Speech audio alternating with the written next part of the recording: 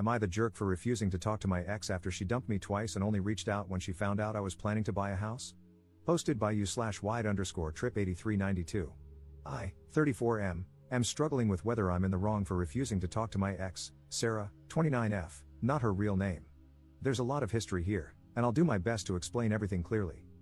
In mid-2022, I met Sarah at work, and we hit it off immediately. I fell for her quickly, and it didn't take long before we started dating.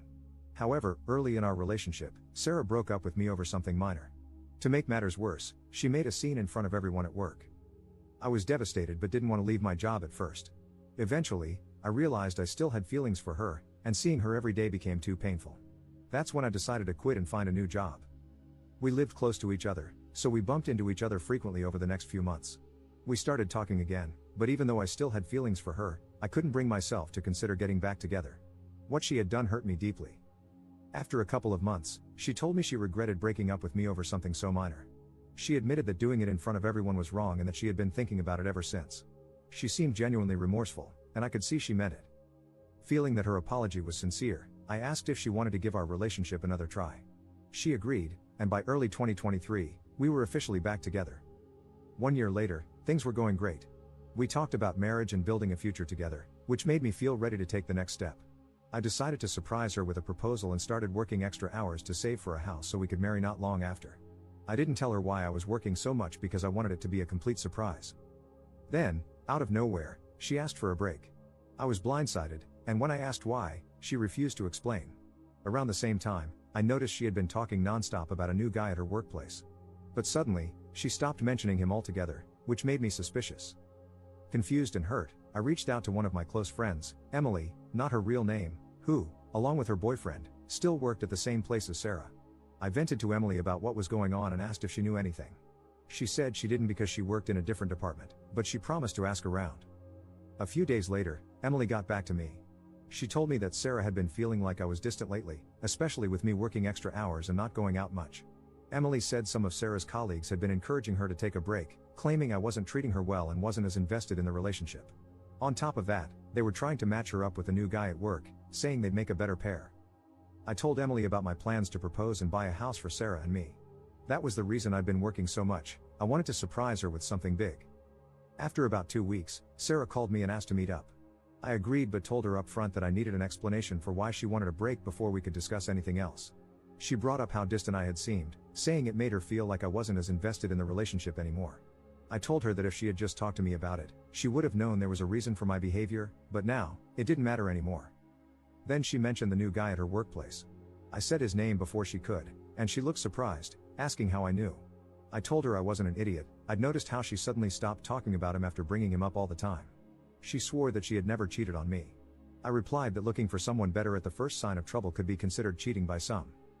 At that point, I told her I didn't want to hear whatever else she had to say. Whether or not she wanted to get back together didn't matter, I was breaking up with her regardless. The breakup deeply hurt me.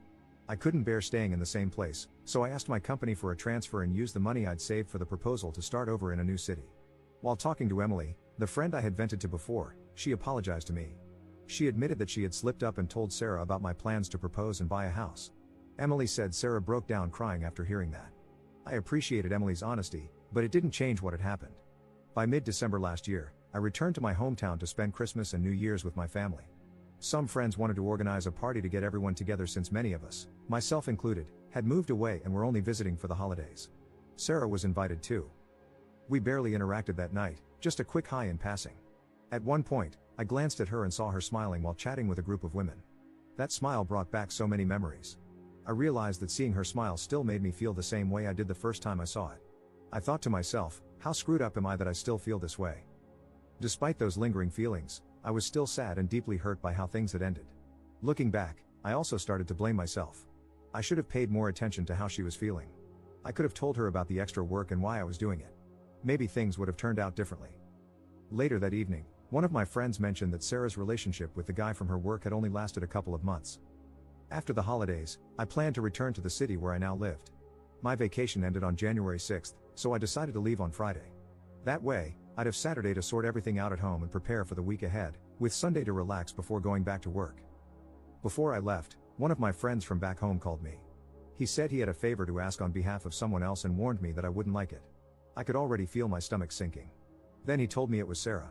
She was moving to the same city where I live to work at her relative's company, and she needed a ride. He asked if I could take her.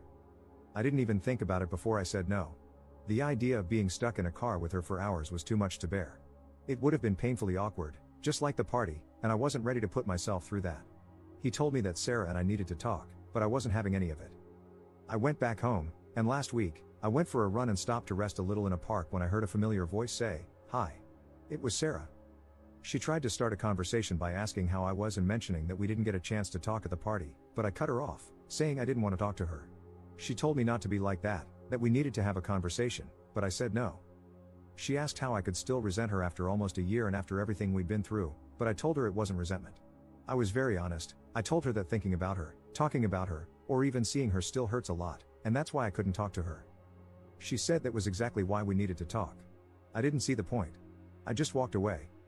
Since then, Sarah has tried to approach me twice more, and I've shut her down both times. Some of my friends think I'm being too harsh and that I should talk to her for closure. Others say it's not okay to torture her over what happened forever. But that's not what this is about. I don't have any resentment or negative feelings toward her anymore. I even recognize now that I share some of the blame. But it still hurts. I can't talk to her because it's like reopening an old wound that never fully healed. So, am I the jerk for refusing to talk to her? Relevant comments. Commenter. Some people might say you need closure, but it seems like you've already processed much of the situation, and talking to her could just bring up more pain. You don't owe her anything, especially when it's affecting your well-being. You've already made it clear how you feel, and you're setting boundaries, which is important for healing. Ops response. That's what I think, but I don't know, sometimes I'm not sure. Commenter 2. Moving to your city, wanting a ride there where you're trapped in the car with her for hours, ignoring your rejections, and being persistent? Those are not the actions of someone who wants closure to move on. That is someone trying to wiggle their way back into your good graces. Ops response. Good point. Commenter 3. Once was a mistake, twice was a lesson, and a third time is just being stupid. That's like watching the same movie but expecting a different ending. Don't do it to yourself. Ops response. There won't be a third time. I was already sure about not going back to her, and your comments are helping me make up my mind about not talking to her. Additional information from Op after reading comments. Thank you all for your advice. I just want to clarify one thing. My friends are not calling or messaging me to say that I should talk to her, that's just the opinion of some of them when the subject was brought up. Update 6 days later. Hey everyone, I wanted to give an update and thank you all for your input. I took the time to read through every comment, and while I didn't respond to all of them, it was only because I didn't have anything to add. I'm truly grateful to everyone who shared their thoughts. It has been incredibly helpful. After reading everything and thinking it through, I've decided to stick to my decision not to talk to Sarah. Something I forgot to mention in my original post, though I did tell a few commenters, is that I blocked her everywhere after we broke up the second time. Over the last few days, it seems like her persistence has started to backfire. Some of our mutual friends, including the ones who initially told me I should talk to her, have become frustrated with her constant attempts to contact me. Apparently, they've started turning on her because of it. 3 days ago, Emily, the friend I vented to back then, made a post on social media about stalkers. She didn't name Sarah, but a lot of people picked up on what she meant. I've also seen several comments on my original post suggesting that Sarah might have been stalking me. Her job in the same city and her coincidental appearance at the park all line up with that theory. For what it's worth, I know her uncle owns a company here, so maybe that really is why she moved. But honestly, it's not my problem, and I'm not going to look into it. Things have been quieter. Friends have dropped the subject, and Sarah hasn't tried to reach out again. That is, until yesterday. I watched the UFC event with some coworkers. When it ended, I was heading to my car when my phone rang. It was one of our mutual friends calling. She said she had been talking to Sarah and asked if she could pass along a message. I sighed but told her to make it quick. The message was simple. Sarah said she understands why I don't want to talk to her. She promised she wouldn't try to reach out again but added that she still thinks we need to talk. She said the door is open if I ever want to. I told my friend I didn't have a message to pass back and asked her not to bring up Sarah again in our conversations.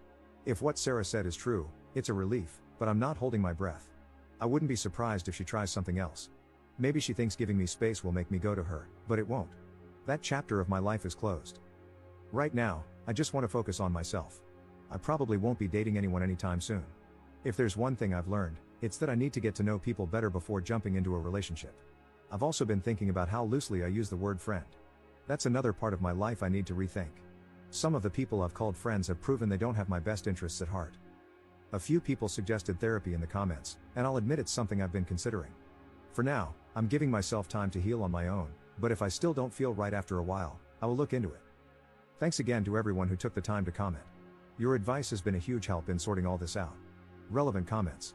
Commenter. This is exactly why monkey branching is a terrible dating practice. It's cheating with extra steps, that's why she keeps pushing. She knows what she did, just like she knows what she lost. Yet, ironically, she's too naive to understand that even if y'all got back together, you wouldn't look at her the same. That's totally understandable. Ops response. You're right, it would not be the same. Commenter 2. Good for you for holding to your boundaries. The moment she wasn't getting the amount of attention she wanted, she sought out a coworker to monkey branch too. It was cheating.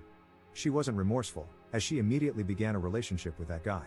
All she wants now is to act like she didn't cheat on you and rekindle your relationship. She's already proven that she will cheat with whoever shows her attention. That's not someone to be in a relationship with. Have you not dated since the breakup? Personally, that helped me get over my ex-wife, who cheated. It's been a year. There's someone special out there for you. Not every woman is like your ex. Good luck. Ops response. I've dated other women since the breakup, but nothing serious.